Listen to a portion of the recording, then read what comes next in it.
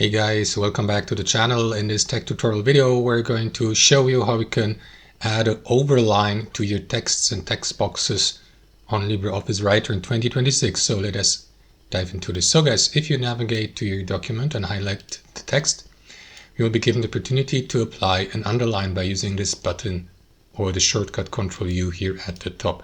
However guys, there's also option number 2. Instead of underlining a text, you may add an overline, so that the line would be just above the text. This is how you can do it. Highlight the text again, click into that arrow down icon next to underline and select this option at the bottom, more options. Here, what you want to do is navigate to the overline or text decoration feature here. As you can see, overlining is currently disabled, but you can enable it by clicking into that drop-down menu. And from that overlining menu, select the one or the style you would like to go with, like a long dash, a wave, double wave, single, bold, dotted. I will go with a single one. Here to the right, you may customize the color. I will leave it at standard black and you will see the preview at the bottom.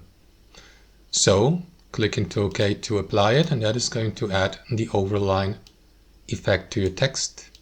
That's it. Thanks for watching. Hope you enjoyed it, got some value from it, and we'll catch you later.